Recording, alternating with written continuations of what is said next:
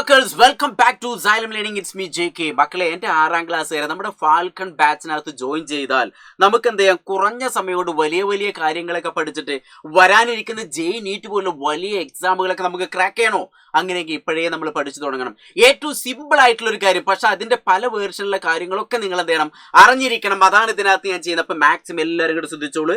The types of reflection ആണ്, അതായത് light തട്ടിക്കഴിഞ്ഞാൽ പ്രതിഫലിക്കുന്നു അല്ലെങ്കിൽ റിഫ്ലക്ട് ചെയ്യുന്നു, എല്ലാവർക്കും അറിയാം. അത് 2 ടൈപ്പാണ് നമ്മൾ പഠിക്കുന്നത്. അപ്പൊ 2 ടൈപ്പ്, ഒന്ന് എന്ന് പറഞ്ഞാൽ റെഗുലർ റിഫ്ലക്ഷൻ, ക്രമമായിട്ടുള്ള എന്താണ് പ്രതിഫലനമാണ്. രണ്ടാമത്തെ ഇറഗുലർ റിഫ്ലക്ഷൻ, അതായത് ചുമരിലേക്കൊക്കെ ലൈറ്റ് തട്ടിക്കഴിഞ്ഞാൽ ആ ചുമര് നല്ല സ്മൂത്ത് അല്ലെങ്കിൽ ലൈറ്റ് തട്ടിയിട്ട് പല സൈഡിലൂടെയൊക്കെ എന്ത് ചെയ്യും, ചിന്നിച്ചതറും, സ്കാറ്റർ ചെയ്യും അല്ലെ.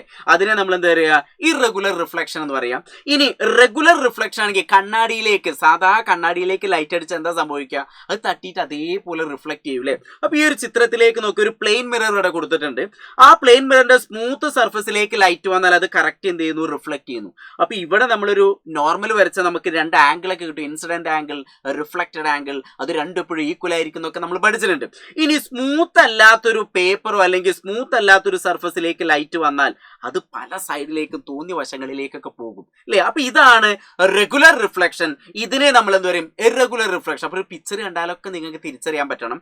ഇനി അതിനെ ബേസ് ചെയ്തിട്ടുള്ള കുറച്ച് മുഴുവൻ പോയിന്റുകൾ നമ്മൾ അറിഞ്ഞിരിക്കണം. ഒന്നാമത്തെ പോയിന്റ്, റെഗുലർ റിഫ്ലക്ഷൻ. മലയാളം മീഡിയക്കാർ ഓർത്തു വെക്കണം, ക്രമപ്രതിപതനം. പക്ഷെ എപ്പോഴും എന്ത് ചെയ്യണം, ഇംഗ്ലീഷാണ് കൂടുതൽ പഠിച്ചു വെക്കേണ്ടത്. കാരണം വരാനിരിക്കുന്ന വലിയ എക്സാമുകളൊക്കെ ഇംഗ്ലീഷിലായിരിക്കും ചോദ്യം വരും. അപ്പോൾ എൻ്റെ 6ാം ക്ലാസ്സുകാർ ഫാൽക്കൺകാർ നിങ്ങൾ ഓർത്തു വെക്കണം.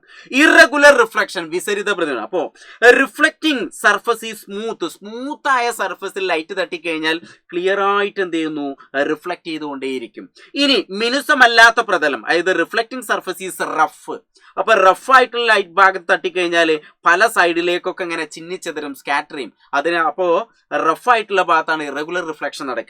ഇനി light ray travel parallel after reflection, അതായത് ഇപ്പൊ ഒരു സ്മൂത്ത് ആയിട്ടുള്ള സർഫസിൽ ലൈറ്റ് തട്ടിക്കഴിഞ്ഞാൽ അത് പാരലായിട്ട് ഇങ്ങനെ പോകും. കണ്ടില്ലേ, ഇതൊക്കെ ഇങ്ങനെ പാരലായിട്ട് ഇങ്ങനെ കറക്റ്റ് ഇങ്ങനെ പോകും.